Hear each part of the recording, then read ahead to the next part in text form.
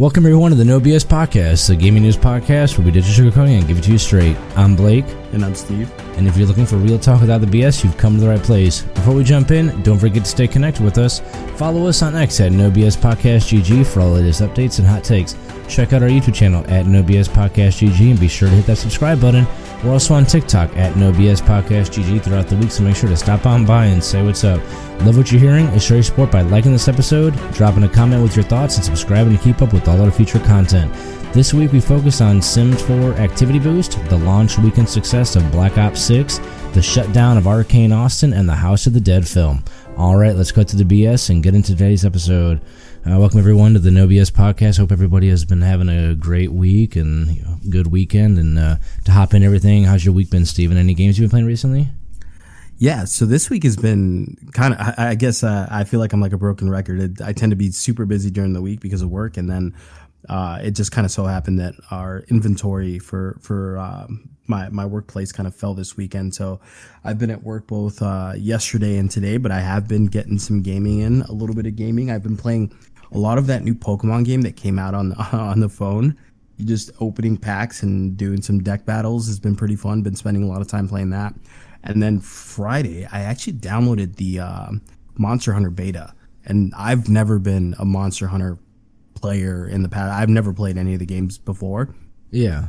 I even though I have World and I have Rise, but I've just never played them. I don't know why. I've just never kind of felt the need to want to play them. But I was kind of looking for something to do this Friday, and I saw the beta was there, downloaded, played it, and immediately was sucked in for like 6-7 hours. Kind of very similar. Like again, like I think I say this every other week where I'm like hyped for a game. I cannot be any more hyped for this game when it comes out in February. Like I am beyond ecstatic for this game. I'm ready to pre-order it, ready to pay whatever money they want to ask for it. This game was so much fun. So for anyone who's not played it, what exactly is it? It's kind of just what the title says. You literally get thrown into an open world and you just hunt monsters. You kill the monsters to get loot, and you can farm other stuff, and you use the loot to create armor. And I don't know if you can necessarily make weapons or upgrade your weapons, but you can get armor, kind of look super badass. There's some crazy world bosses that you have to kind of fight against.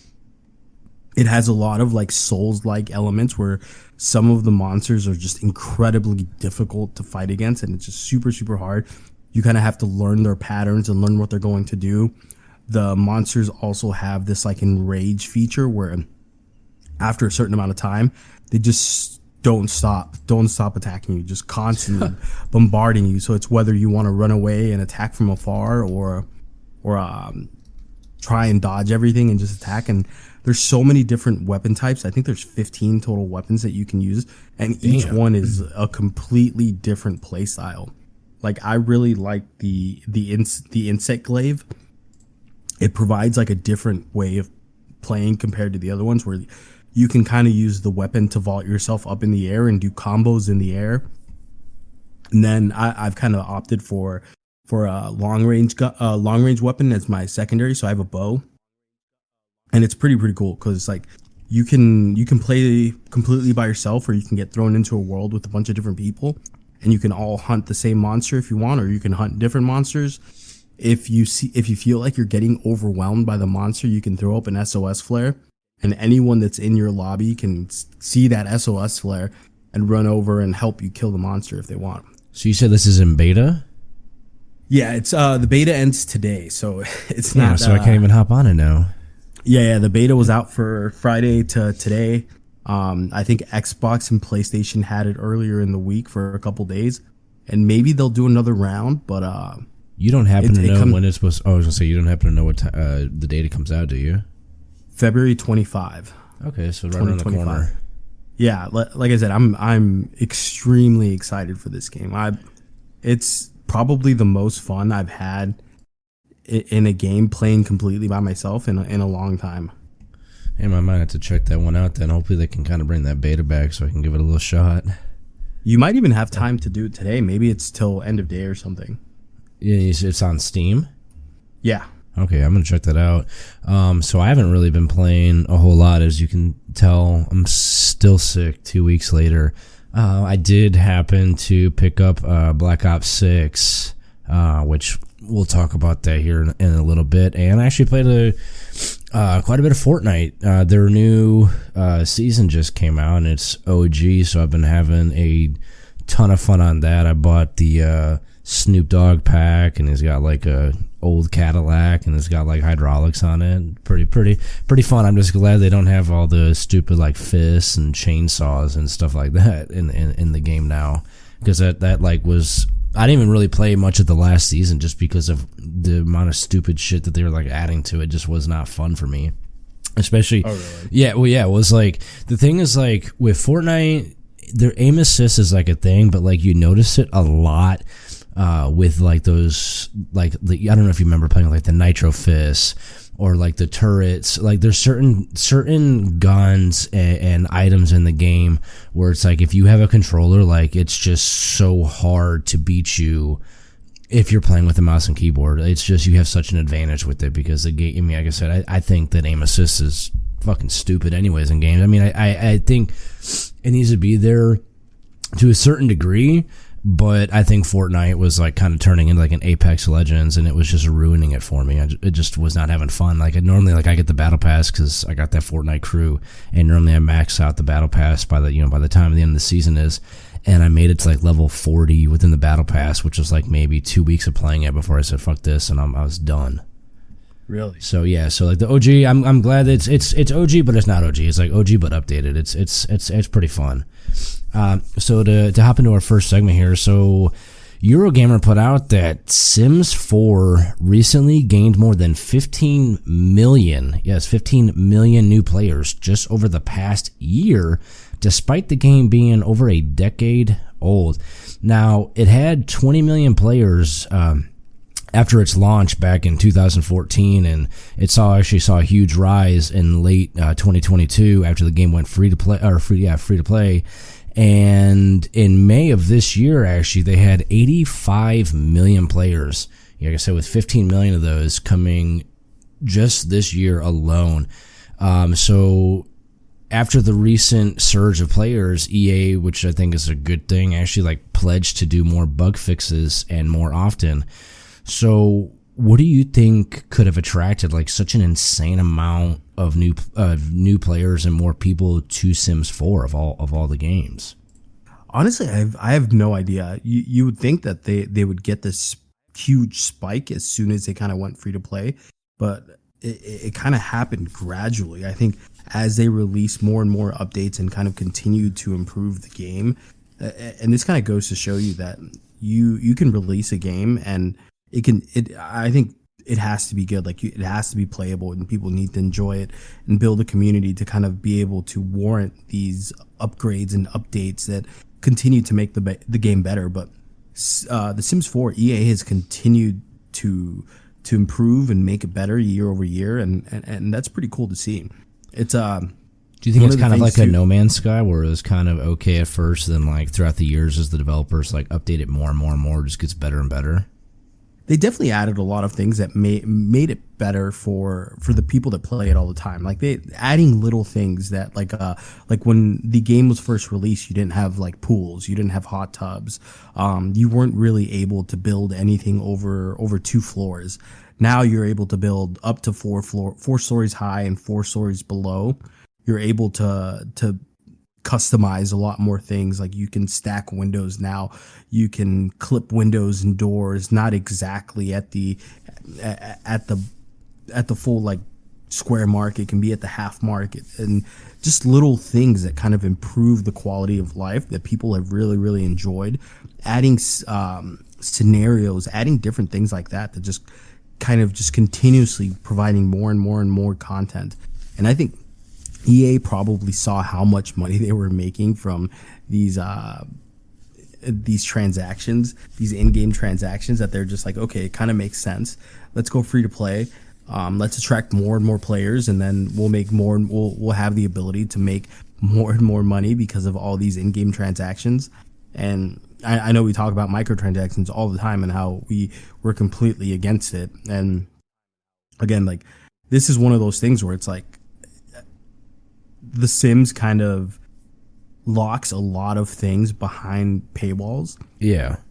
So it's tough to say. It's like it's good and it's bad, but at the same time, like they are providing the game for free, and we kind of always say like microtransactions are okay as long as you're not kind of locking people out of something that's required to play the game. And realistically, a lot of this stuff is just cosmetic.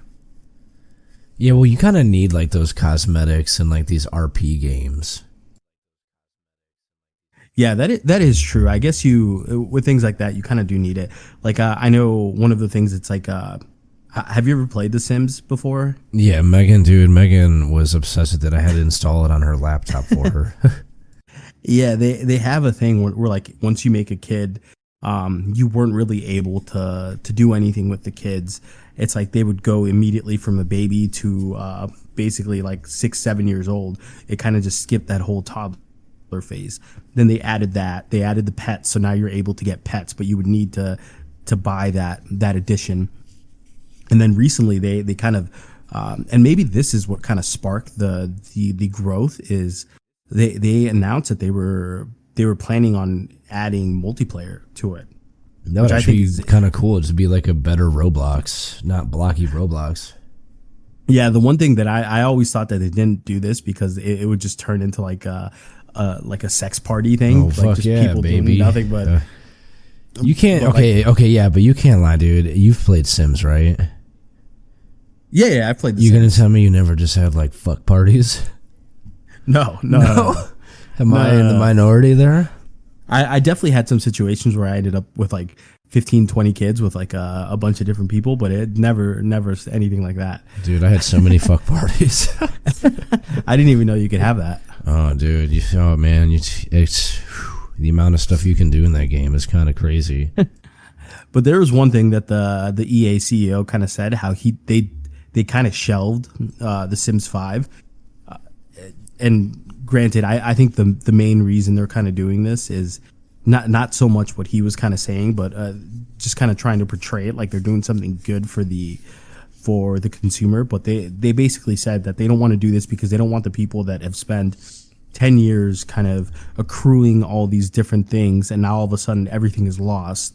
Yeah. EA is also the company that makes games like Madden and FIFA and stuff like that. It's like games that you're constantly having to throw more and more money in just to kind of continue to progress in whatever game, whether it's buying cards or buying players, et cetera, et cetera. And you kind of tend to lose a lot of it when you go on to the next year. So I don't necessarily think EA cares too much about that, but I think they kind of realize like if you were going to come out with The Sims 5, they would have to throw in so much money into this project because again, like anytime you get something new, you want to create a reason for your consumer to want to upgrade. Yeah. You can't just release something and just be like, okay, now everyone needs to get it because it's the new version.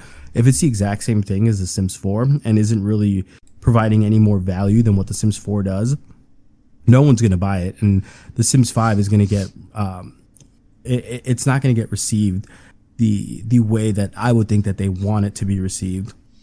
Well, I think they should honestly turn it into like a live service game and just like make it like, keep Sims 4, and like if they want to update and add stuff to it, just make, these new expansions and stuff. And that's kind of the route that they're going. They want to just kind of continue to provide like little mini expansions that are going to add different flares to the game. Like one of the recent, or I think it's the expansion that just came out. It actually came out Halloween. Yeah, it allows you to play as Halloween. Yeah, it allows you to play as like the Grim Reaper, which is like a cool thing.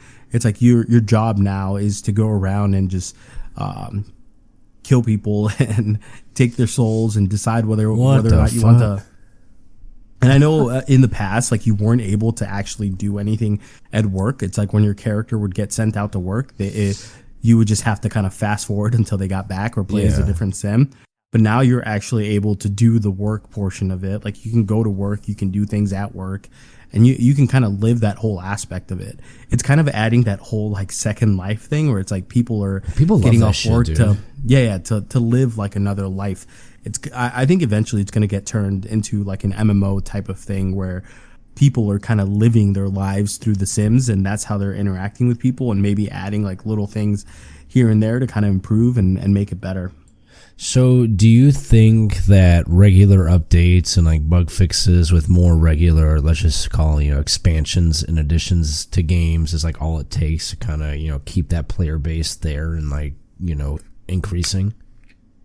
Oh yeah, for sure. I think anytime there's so many people that play this game, and I think it's a very easy game to pick up. Like, you don't have to be a hardcore gamer to enjoy this game. You can be an older person, a younger person, and you would have fun. Like, I think when I initially first started playing The Sims, I was around like 10 years old. It was just, I think I had a demo for it on the PlayStation 2, and then I ended up buying the game because I enjoyed it so much. And again, it's something super, super simple. You just get sucked into it.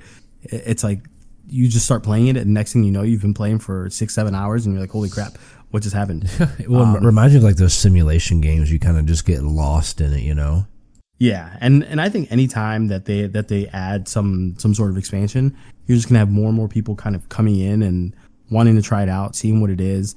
I think they do need to kind of incorporate some sort of some free expansions or free updates just to kind of hook the consumer in a little bit more rather than just like locking everything behind a paywall. I think the good thing too, though, is a lot of the times they're very inexpensive.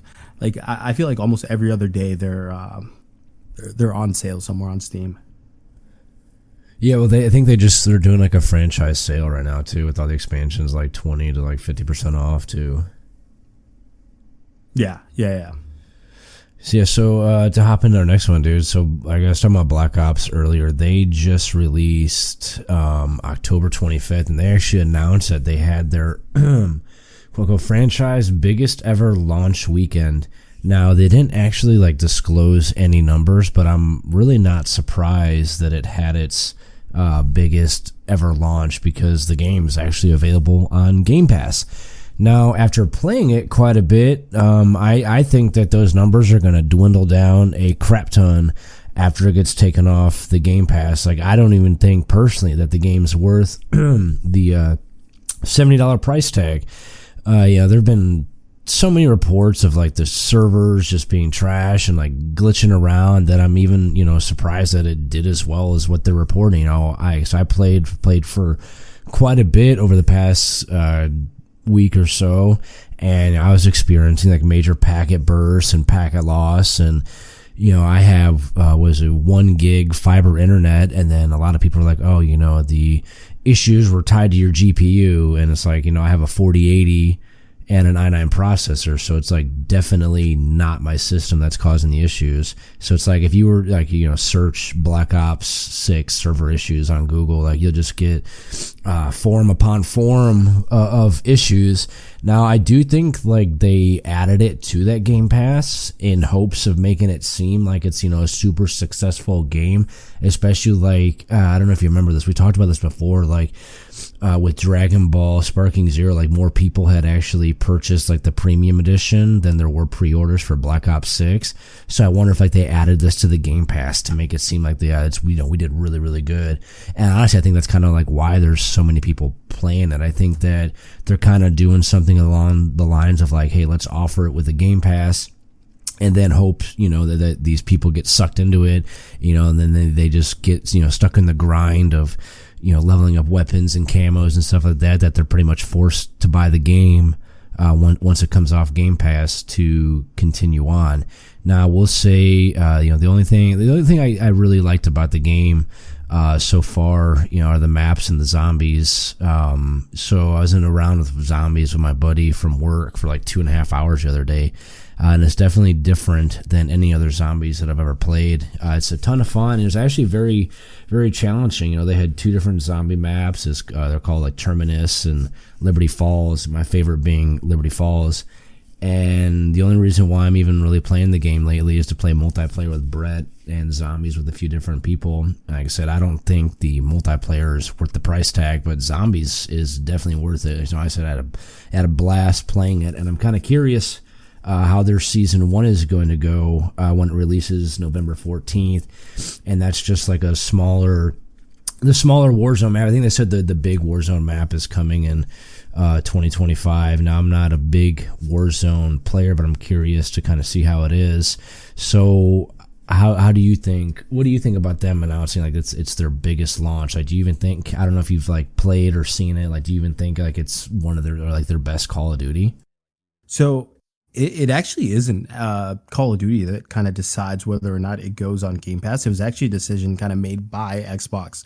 And a lot of the kind of push to get this game onto Game Pass was Microsoft is really trying to get more and more people to sign up to Game Pass. So they have to kind of add these AAA titles that people want to play and kind of provide an option and a reason for people to sign up to Game Pass. So it is kind of a sneaky tactic that they kind of pulled and saying like, hey, this game, you don't have to shell out the $60, $70 for this game. Just pay the $20 a month and you can play this game. And if you kind of get tired of it, just stop paying. And more than likely people are going to stick because I think Microsoft is pushing more and more of these titles that are releasing constantly just straight to Game Pass. And that's also kind of one of the biggest reasons a lot of these developers don't necessarily want to make games for the Xbox outside of the whole having to optimize games for the S and the X. Realistically though, it's like I've heard a lot of the opposite of what you're Seriously? saying. Yeah, like a lot of the people that I've talked to and people that I've kind of seen playing the game like are really enjoying the game. Like But are they console players or are they PC players, you know? Both PC and console. Like again, like people are saying like the maps are great, the guns are good, they're really enjoying the difference in movement. Like I think a lot of the times like people tend to kind of shit on games that overemphasize movement, but at least what I'm hearing is like people are enjoying the new additions to Call of Duty. The campaign is but getting, I'm not gonna lie though, just to kind of hop on that, like I would have enjoyed it more if I wasn't experiencing like all the packet bursts and packet loss. I will admit that just kind of ruined it for me because nobody wants to play a multiplayer game, especially something like that where they're just glitching around the map the whole time.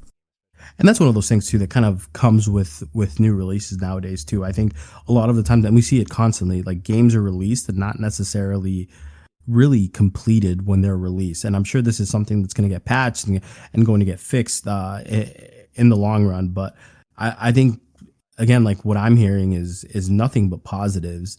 The campaign has been raved. Like people are saying that this is the best campaign that Call of Duty has ever done. And I think this kind of goes to show you that you can't just release a game expecting the multiplayer to kind of carry everything about the game. People enjoy spending 20, 30 hours on a campaign and playing by themselves. And we see this constantly. I think the last like games that have come out that have really been basically like blockbusters and people are raving about are games that are single player games. And that tends to kind of be the downfall with some of these games. And when you're just focusing on just the multiplayer and ways to make money with microtransactions, and very similar kind of the topic that we touched on last week, it's not the best kind of way to go about things. Like a lot of the pluses for this game are coming from the campaign and the zombies. A lot of these kind of PvE modes. Yeah. Like, yeah, you have people that want to play PvP, that want to play against other people, but you also kind of see like there's a lot of people that don't want to do any of that. They just want to play a game and want to enjoy themselves. And I think Call of Duty is doing a really good job at bringing everything together. Well, I will say like Call of Duty is kind of like notorious for having like a really easy, like short, shitty campaign. So I'm kind of, I haven't played the campaign yet, but I think I'm going to hop into it. That we can kind of give like a good opinion on it.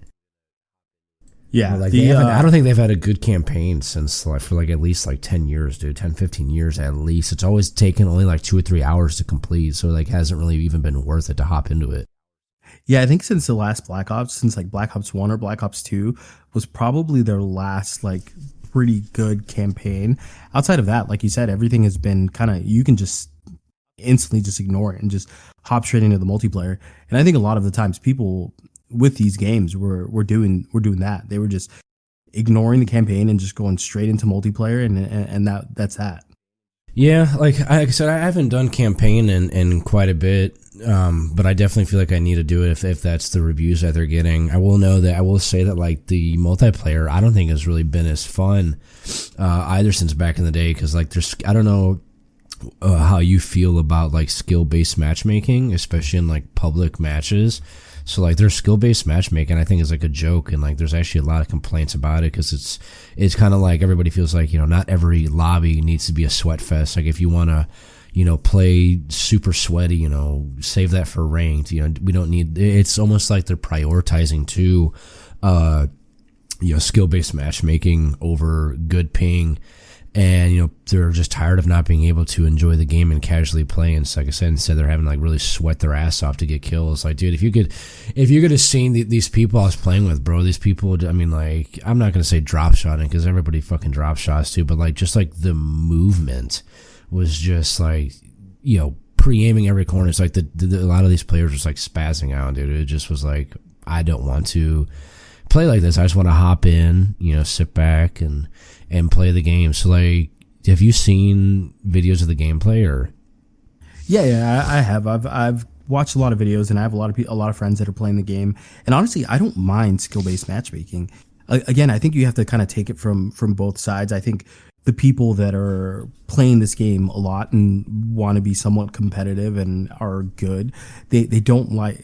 And I think we talk about this all the time in terms of like why people kind of tend to go towards that battle royale mode, is because you get that kind of you can play well if you're not that good, but at the same time, like if you're playing these like search and destroy or team deathmatch and you're just shitting on people. And then all of a sudden you get queued into a match where you're just getting shit on. Like, you're not going to enjoy that. You're going to feel like crap. You're going to be like, what the heck is going on? But that's kind of the game telling you, like, hey, you're a lot better than the lobbies we were putting you in before. So now we're going to put you against people that you're probably more even with. And it just makes you, I think in a sense, it makes you better. Like me, someone that's never. Yeah, I don't give a shit about being better if I'm just playing public matches. I just want to relax, dude. At the same time, though, like the people that you're just completely shitting on, like they're not enjoying that aspect of the game. They don't enjoy booting into a lobby and just getting completely destroyed. Like me, who's someone who's never been like that great at like FPSs. I think it's like I probably peaked in like Modern Warfare 2 in terms of like Call of Duty gameplay wise. But I don't know. Dude, I got some videos of you back in the day clutching some sick games. I don't want to boot into a lobby and just get completely destroyed every single time I play, and then all of a sudden I'm playing against people like little kids. Like I'm fine. I'm fine going into a lobby and being very evenly matched and doing well and doing bad. Like it's part of the game. And again, like the vast majority of the people that are playing this game are probably people like me that, one, don't have a whole lot of time to play and don't want to just sit there and just get killed every 2 seconds. They're just going to leave and they're going to abandon the game, and they're going to be like, oh, this is the worst game ever made. You need to make it enjoyable for everyone. And I think skill-based matchmaking adds a layer that, one, makes it easier for people that aren't playing as much and probably aren't as good to also enjoy the game, because you can go in there and get 10, 15 kills and do great. And then all of a sudden you're in a match and you go from 10, 15 kills to now 5 to 10 kills. You're still feeling pretty decent about yourself. But versus if you're going into a game and you're getting 30 kills and all of a sudden you're getting queued into a lobby and you're just getting shit on, like, yeah, that probably sucks. But at the same time, it's like when you were getting those 30 plus kills, you were probably playing against people, one like me, or probably against little kids. Yeah, maybe I need to have you buy it so you can play with me so I can get your lobbies. So, one of the biggest things that I've seen with this Black Ops that they're getting a ton of they're getting a ton of backlash about is this paywall, or this sound pack that's hidden behind a paywall that they call the Immerse Game Pack. I guess there's an option to use spatial audio, which like allows the game to properly map out sounds in a 3D space, making the game more immersive and realistic, I guess, than the typical surround output. And like it's like if you want this, personalized profile suited for your ear shape, you need to pay extra, and it's going to be available on the Call of Duty store. And kind of like what we said before, it's like I think it's bullshit to hide these features that should already be included in a full price AAA game, to hide that behind a paywall.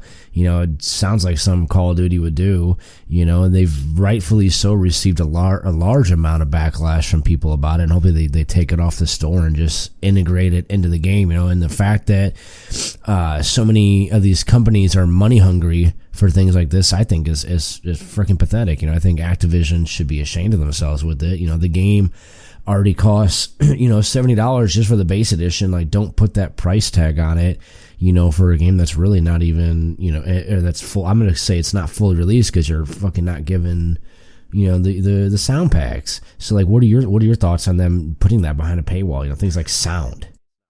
It's kind of weird because if you kind of think about it, like when we first started playing Call of Duty, it's very similar to like when Turtle Beaches were released. Like Turtle Beaches added like a whole nother layer of the game where now you're actually able to hear footsteps and you can hear where people are shooting from. So I guess like my question to you is like, what's the difference between this and then us back then going out and buying Turtle Beaches to get an advantage in the game? Well, one, you had back in the day, you had things like Dead Silence that completely got rid of all footsteps. So even if you had a Turtle Beach, like you had to be blasting those things to do it. And two, you're at least giving your money to a different company and you're not giving it to Call of Duty. Like I said, I think this is a. Huh? And sorry to interrupt, but like, so it's not actually Activision. They're kind of partnering with a third party company that's doing the audio profile. I don't know how much money. Well, they're still allowing it into their game. I'd have been like, no, like we're gonna fully release the audio. Like we're not gonna hide it behind a damn paywall. But again, like what's the difference between this and going out and purchasing Turtle Beaches? Even like nowadays, if you purchase like a high end headset, like you're getting a huge advantage compared to your average player who's playing on a TV or who's playing on a worse headset, or people that go out and buy the Elite controllers where you're able to create macros or customize your buttons to do different things. And again, like I think the difference is this is more like it's just like immersive and realistic sounds. Like it's just a sound pack. I don't think it really would give you an advantage to purchase it. It doesn't, at least from what I was reading, it does, because it kind of creates like a 3D profile of the room. So you're able to more understand where things are coming from inside the wall. So it's like if it's further away, it sounds like way further away. And you can kind of tell like, okay, it's coming from the right side a little bit better because of the way this audio profile is created. You're able to tell like exactly which direction in a 360 degree profile these things are coming from. I don't know. I think it's totally different than just buying a freaking headset. I'm completely opposed to this, but I'm kind of just playing devil's advocate here, where it's like, again, like back in the day, it's like if you had a Turtle Beach headset, or because I mean that's the first one that was kind of introduced to the market that I can remember. Like you had a humongous advantage compared to your average player. Like I remember playing on a TV with like the shitty Xbox 360 headset, and you couldn't tell anything. But it's like as soon as you put on even like a base $50-$60 Turtle Beach headset on, like it was like night and day. Like yeah, but that was if people weren't running Dead Silence. That was like the main reason, like why perks like Dead Silence were like really into these games, was to mitigate that. Yeah, but you could still tell where people were shooting from, and you could still tell things that were going on. And I think it's a very similar concept. And again, like it's weird because if you see a lot of people kind of purchasing this profile and getting that insane advantage, who knows like what else they're going to add and what else they're going to kind of hide behind a paywall. The one thing I'm interested to see, and you could probably test it since you have the game, is how much different the personalized profile is compared to the general one. Because the general one is free, is completely free. It's just you have to pay the $20 if you want to do the face scan that kind of goes through the third party company's app and kind of create that personalized profile just for you. I mean, I think the sound's already, fine. But I mean, it's like, okay, let's just take Call of Duty out of this. Like, how do you feel about like other companies doing this? And imagine like you're playing, one of your favorite single player games. They're like, oh, hey, we're going to give you this basic sound, but if you want the all immersive sound, then you need to pay an extra $20. You don't think that's bullshit? Again, it's different because it's I think the only reason it's behind the paywall is because it's personalized to the way your body is constructed. And I think anytime you have something that's like that personalized, I'm fine with it being kind of behind a paywall. I think it would have been completely different had Activision Blizzard put the general profile behind a paywall, but I think allowing you to use that, I think it's HTFR, I think that's what it's called, to be able to use that system without paying for it is pretty cool. Like I don't have the game, so I can't necessarily say if it's something way better than the basic audio. If it is, and it was behind a paywall, then yeah, I'd be pretty upset. But so, again, like, do you think that other companies are going to see them doing this, and like, oh hey, if Activision is able to get away with this, maybe we're going to start doing it too? Oh yeah, I definitely see other companies kind of going this route. Like I said, it's one of those things. It's like when you see people kind of start adding microtrans again, like pre and post Fortnite, everyone is kind of trying to get into this live service market and make money infinitely, basically. And who knows if there's going to be other games that do this, and there probably will be other games that do this. But again, it's like you're paying that extra $1 for a premium feature, which again, sound is not a premium feature. It kind of is though, because if you go watch a movie, you're paying more to go watch a movie in IMAX than you are in standard definition. And a big part of the IMAX experience is the Dolby sound that you experience. That you are you paying an extra $20 for it? I mean, an IMAX movie is a lot more expensive than yeah, not $20 difference, bro. When's the last time you've been to a freaking movie? An IMAX movie is probably what, like $30, $20-$30? Yeah, normal movies are like $20-$25. No. But yeah, I just went to the movies like 2 months ago with Callie to go watch the Minions movie. Yeah, I went to go see A Quiet Place 2, and it was $10. You must have got like that freaking special discount or something. No. Again, like it's one of those things. It's like paying an extra $20, and it's a lifetime thing. Again, it's a premium feature. If you want personalized audio to the way your body is constructed, I'm kind of in the middle. Like, I think it's bad, but I also think it's fine if people want to pay for it. But at the same time, it's like I would like to see how much more of an advantage you're actually getting if you have this different audio type of system. Like, everything I've looked at, like, I can't really see people saying that it's that much more of an advantage compared to just your general audio. So you're saying as long as it's not like a pay to win thing, then that's okay. Yeah. It's very similar to buying a skin. I think in a sense it's like, bro, you did not just compare sound to a skin. It's not like it's music. You're buying something to improve the way the game is played for you, and if you enjoy it, I'm fine with it. You're getting a 30-day free trial to try the personalized sound. If you don't like it, you don't have to buy it. Same thing, they offer you the basic version of this, the non-personalized version, for free. So you are able to take advantage of this improved sound quality if you really wanted to. Like, again, like I don't play Call of Duty, so I can't necessarily say if this is going to be some huge advantage. I think when I initially saw it, I was like, this is crazy. Like, there's no way that they're able to get away with something like this, because like, kind of like how we were talking about earlier, sound is such a big part of the game. Yeah. Like, knowing where things are coming from and where people are, especially in an FPS, hearing them is huge. And again, everything that I've seen, it's like it's not really giving you that much more of an advantage, and because of that, I'm kind of okay with it. I don't know. I think we're just gonna have to agree to disagree on that one. You should try it.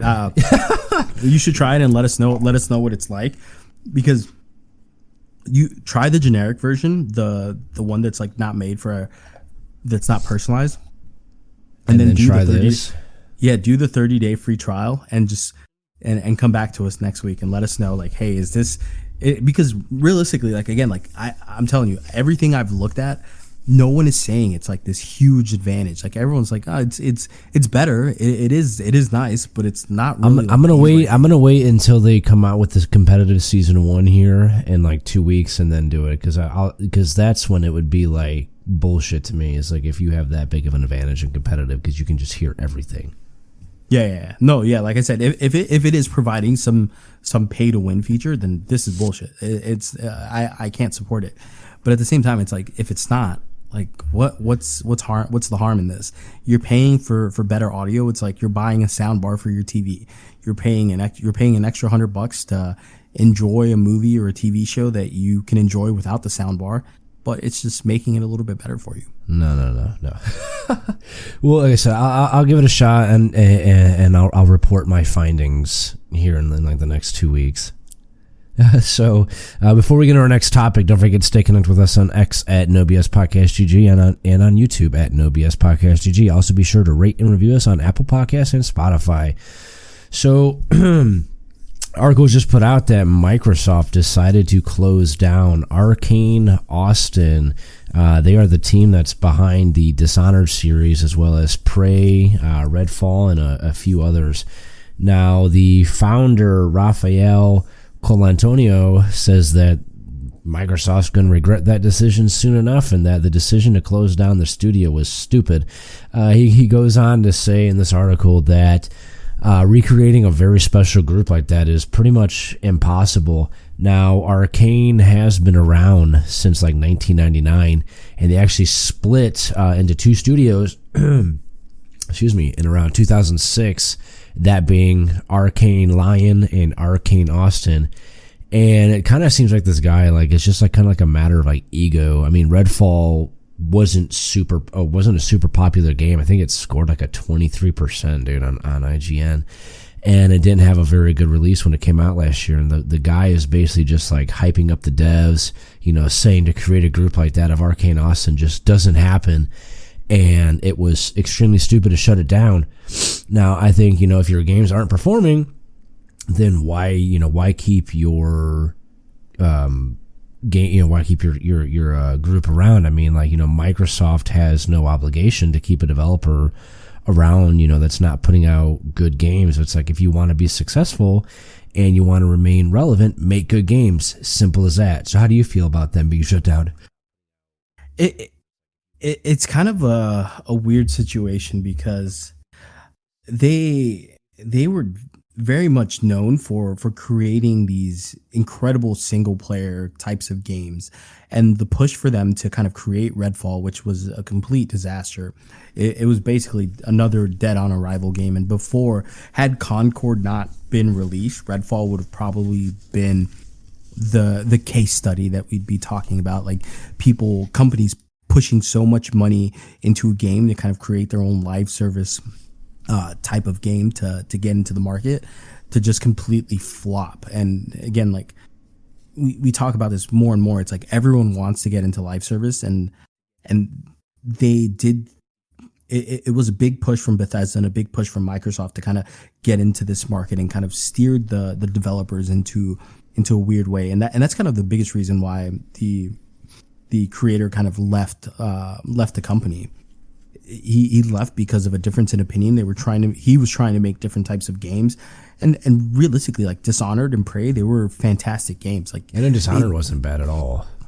They didn't make the type of money that probably Bethesda back then, when Bethesda owned them, was kind of looking for. They were probably looking for a bigger return on investment, and they didn't get that. And again, like we talk about this in video games all the time, it's not every game is going to make $100 million, $200 million, whatever it is. And especially nowadays, where games cost so much more money to make, like these games, everyone just puts these super, super high expectations on what the game needs to kind of return in order to be considered successful. Like we're talking about like a recent game too that just came out, like Dragon's Age.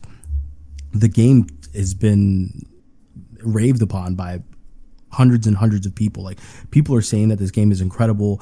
It was a #1 selling game on Steam, but with a budget of $200 million.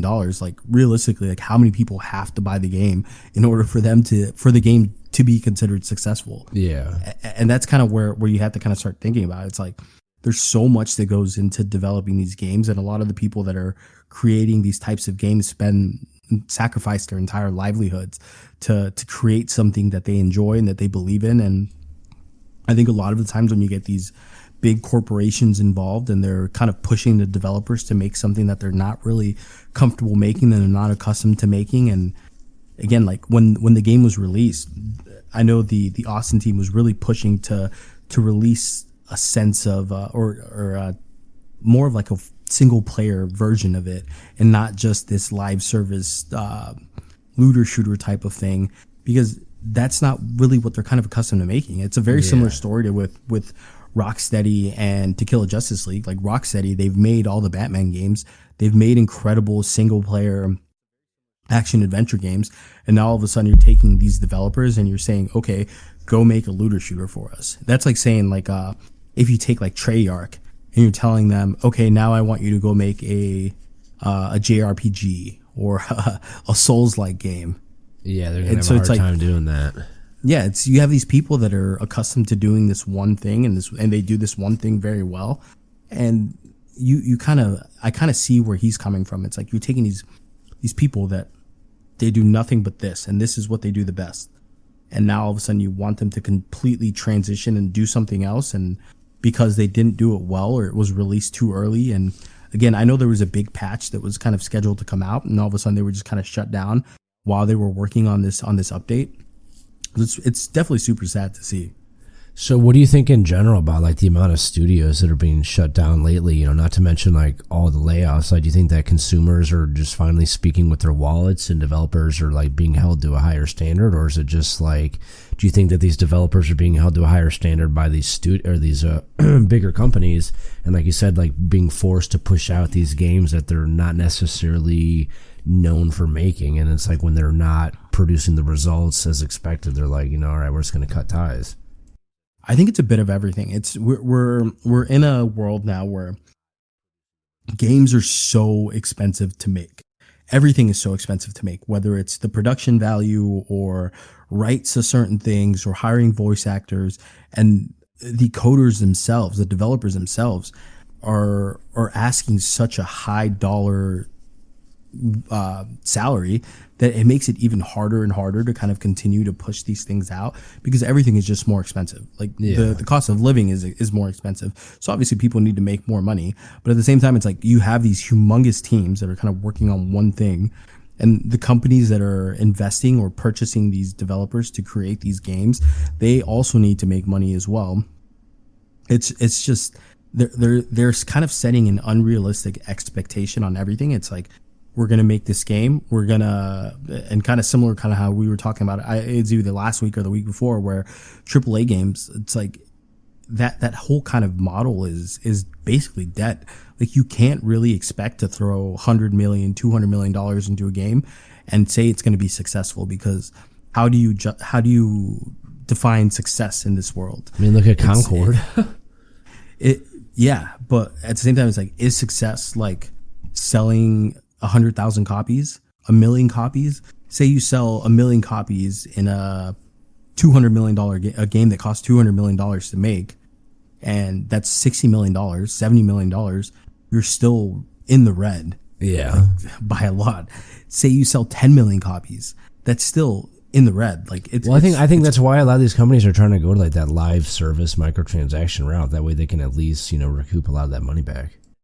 The thing too, though, with that, it's like if you go live service, like you're still having to keep people on the payroll that need to be able to, one, update the game, keep the game live, servers to keep the game live. So there's a lot of things that kind of go into it that, like, I think a lot of the times they don't really necessarily think about. They just like, okay, we're going to throw this in and the game's going to be good enough that people are going to spend millions and millions of dollars. Again, everyone wants to recreate what Fortnite did and what Fortnite is. And I just don't think they realize it's a lot harder than what it is. Fortnite has been around for so long that no one's really going to invest in another battle royale or another. Yeah, they're not gonna, even the players aren't going to just jump from one to the other like that either. Yeah. They've already put so much time and money into Fortnite that something's going to come out. Maybe they'll go into it. Maybe they'll buy a battle pass here and there. But the likelihood of them sticking with this new game is very, very low. They're probably going to get tired or going to get bored, and they're going to jump to what they're comfortable with. And that's the game that they've been playing for 5-10 years. And unless something else comes out that's just completely just way like miles and miles better, it's not going to happen. Again, I think we have to kind of come back to a world where you're just not spending that much money to create a game. Like, I don't think we can live in a world where games are costing $100 million to make and expect them to be successful. Yeah, no, I agree. I think I don't even know what I was going to say there. Yeah, I think like you kind of said, it's like, how do you kind of find like what makes or how do you define like what makes it successful? Like I said, you got games like Concord. Sony put $200 million into it. It's like, how do you define what success is with that? Yeah, like they would, in order, like when you think about like success, you think about like, one, not just doing well critically, not just doing well with the consumer, but also making money. And there's three factors that kind of have to all three go right in order for a game to realistically be successful. And a lot of the times it's extremely difficult for a game to do that when it costs so much money to make. Well, I think you kind of nailed it on the head there, that a lot of these companies, see the success that Fortnite has had, with a live service game, and like want to hop on that. Like, oh, Fortnite's able to make, these hundreds and thousands of, billions of dollars, whatever, how much they're making. We can do it too, as long as we put something out that's similar to what they're doing. And they end up falling on their face because, like we said, like with this company here, you guys are kind of putting them in a spot to develop a game that they're not really known to develop. So, like, you can't expect them to pull a miracle out and give you a great game when it's not what they're used to doing. Yeah, and you see companies that, like Larian Studios, who released Baldur's Gate, they've been doing the same thing forever, and then eventually they hit Baldur's Gate 3. Like, they hit astronomically now to where they're the next game they make. Like, I guarantee you, like, companies are going to come at them and basically hand them a blank check and just be like, make whatever you want. Yeah, tell us how much money you need. Yeah, we just want to be involved. And that's kind of what he was talking about. It's like, I think a lot of the times these smaller developing companies need to kind of work that way. Like, From Software is very similar. It's like they know what they want to make, and they know how to do what they do the best. And they just continue to throw out these games, and eventually they hit.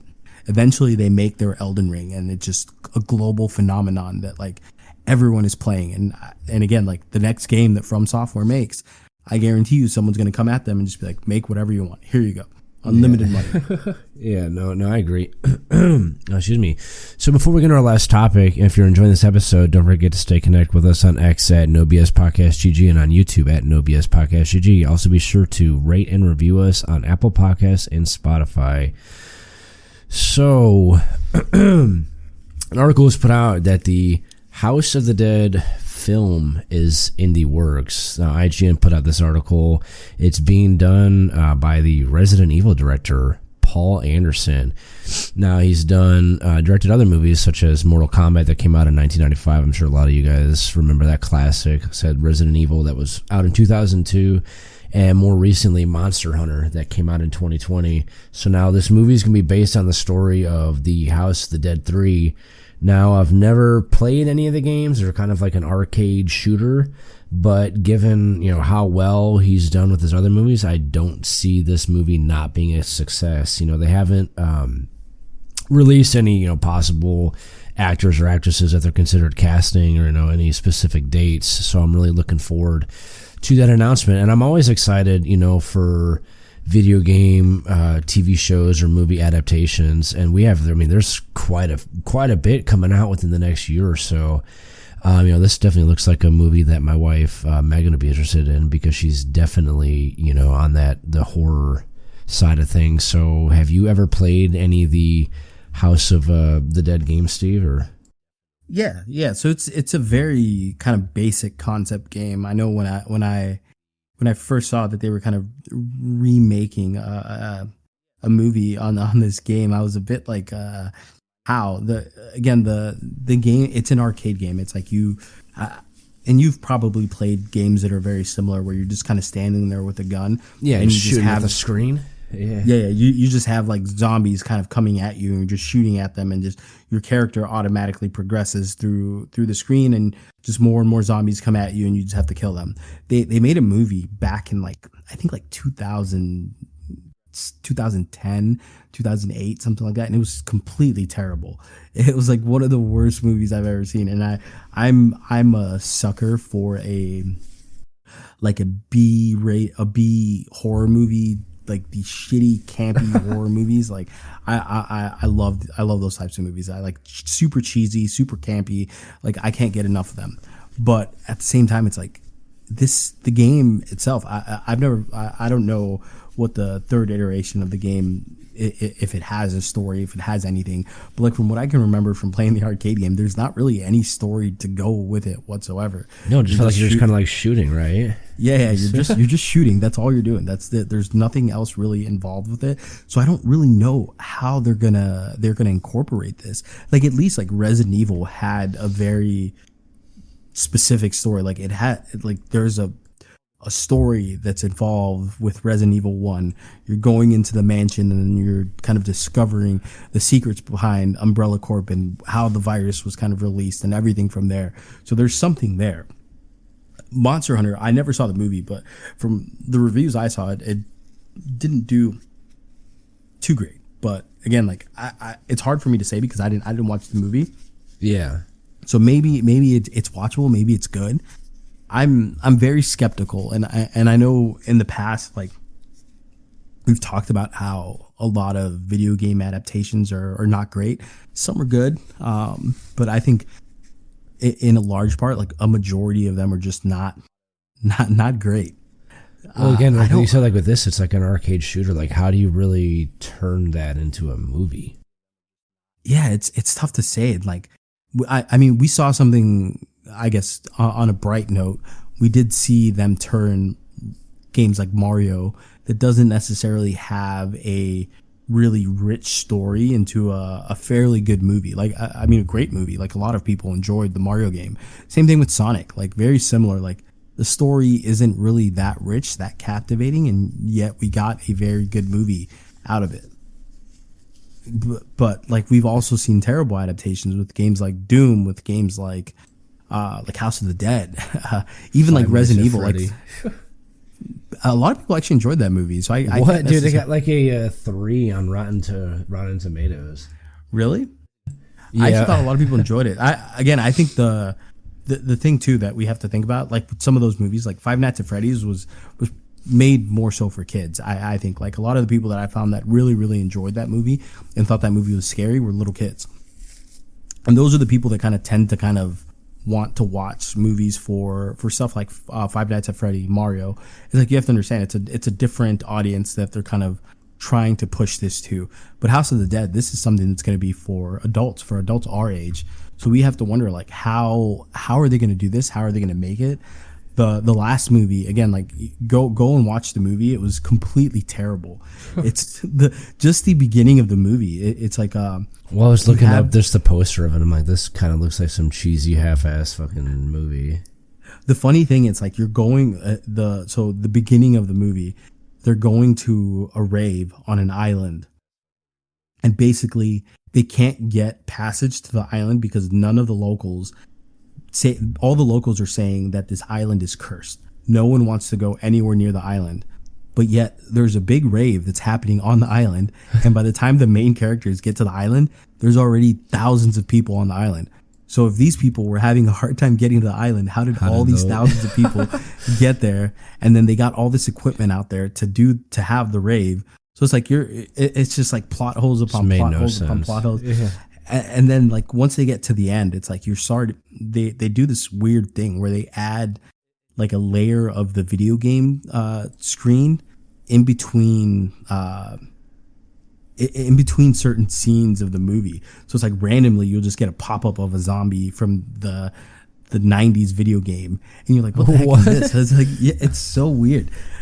And then like another thing too, it's like that I completely hate. It's like these people are just like random college kids, and all of a sudden they find like an armament of weapons, like a bunch of weapons, and they just become like these crazy human soldiers that can like fly around and shoot and kill all sorts of zombies. It's like just stuff like that just like irritated me.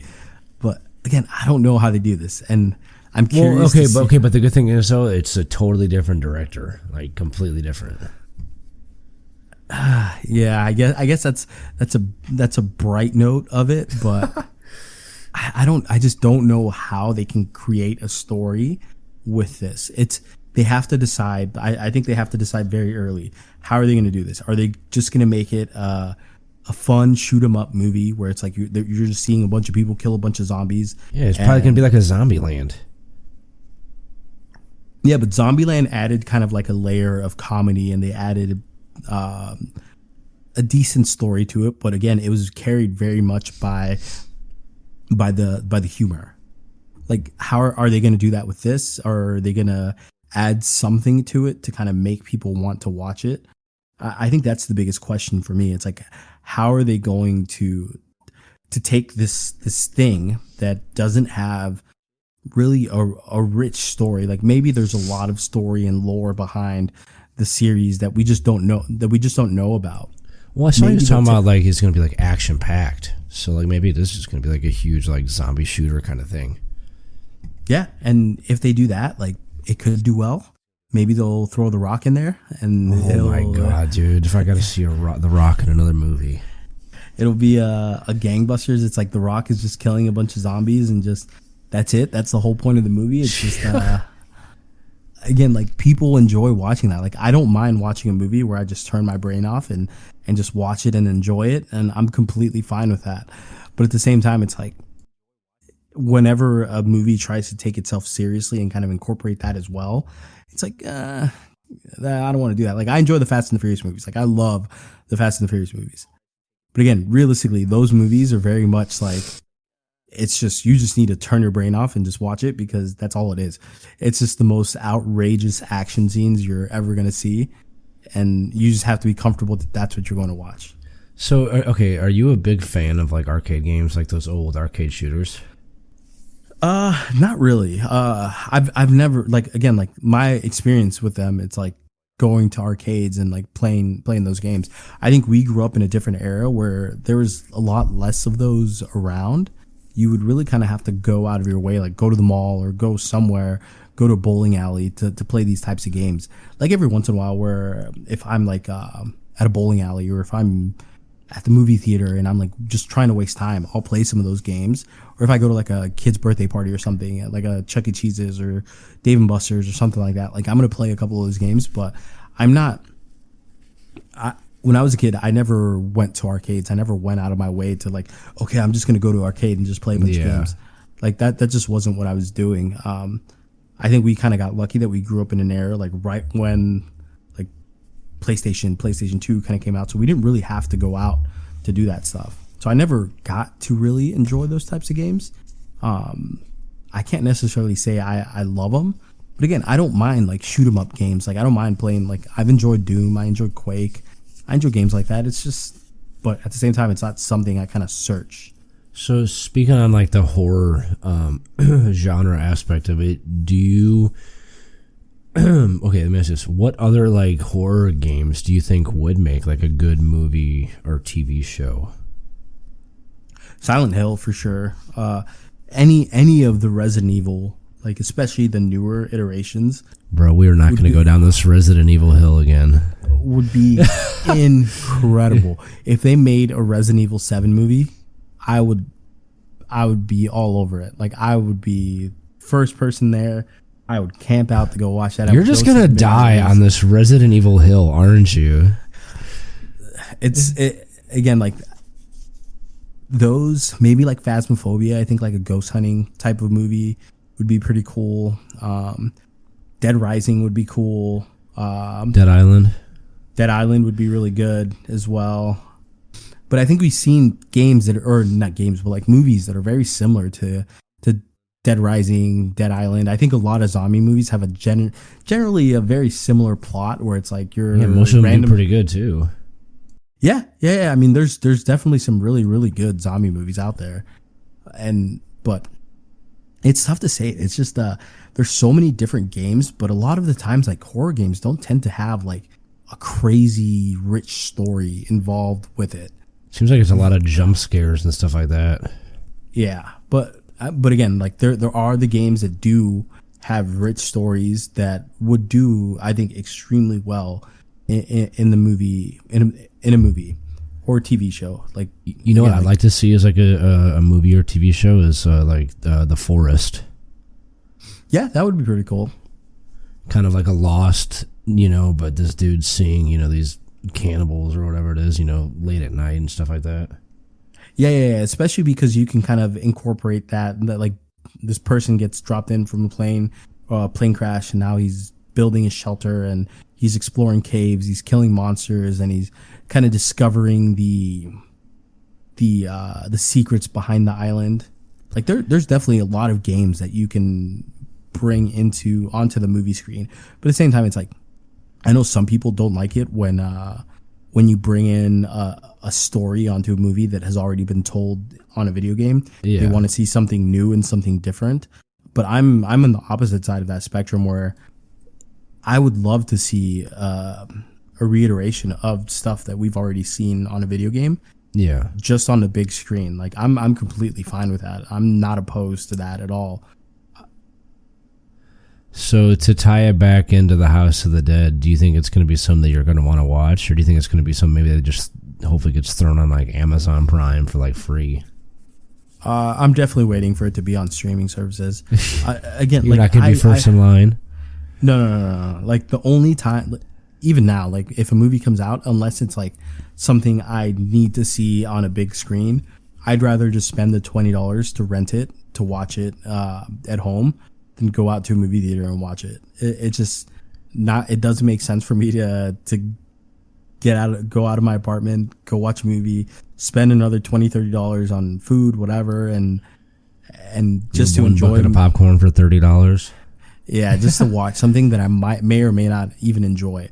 I'd rather spend the $20, eat at home, watch it at home, and that's fine. If I like it, I like it. If I don't like it, that's fine.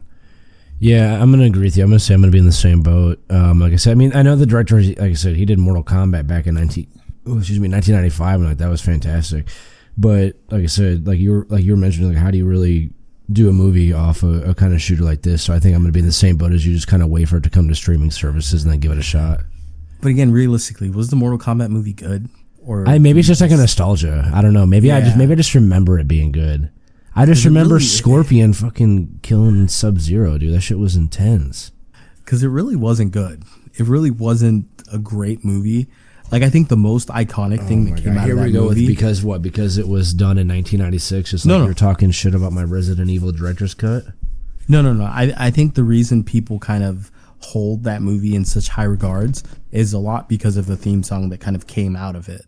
I think that the theme song was incredible. It's the best theme song to ever come out of any movie video game movie ever. I think it's just iconic. It's incredible, and I think that's why a lot of people tend to kind of hold this movie in higher regards. But realistically, the movie wasn't great. It was okay. Okay, what about Resident Evil? The movie, it was okay. I haven't seen. I don't remember which one that one is. It's the first one when they're going into the mansion. Resident Evil, the one in 2002. That's what that movie is about. Yeah. Yeah. I'm pretty sure I saw it. I probably loved it because that was my favorite freaking game. It was okay. It wasn't great. It wasn't incredible. I think for the time, it was a well done video game adaptation in a time where video game adaptations were just completely terrible. I think this was probably the best one. But kind of looking back at it now, especially with how rich and good the Resident Evil story is, there's just so much better that they can do. And I really hope someone takes that franchise and does it justice, because what it turned into and what it became is just terrible in my opinion. I can kind of agree with you on there. So just to kind of wrap this segment up, if you are interested in like horror zombie shooter movies, then this is probably going to be something that's right up your alley. Excuse me, man. I want to make note, there is one game in particular that's upcoming that looks really good, and I think you're a fan of the series, is Death Note. Killer Within. It's coming out November 5th. There's a lot of good games too on Steam that are on sale right now that I think a lot of you guys should check out. You got Star Wars Jedi Survivor is 65% off at $24.49. You got Jurassic World Evolution 2 is 70% off at $17.99. Phasmophobia, if you're into hunting ghosts, is 25% off at $14.99. Street Fighter 6 is 50% off at $29.99, and Doom is 80% off at $3.99. And that's it for today's episode of NoBS. If you enjoyed the unfiltered conversations, make sure to like and subscribe on YouTube at NoBS Podcast GG. And don't forget to stay connected with us on X at NoBS Podcast GG for all the latest updates and more. Catch us on TikTok as well at NoBS Podcast GG. We appreciate you listening, and we'll be back next week with more straight talk. NoBS.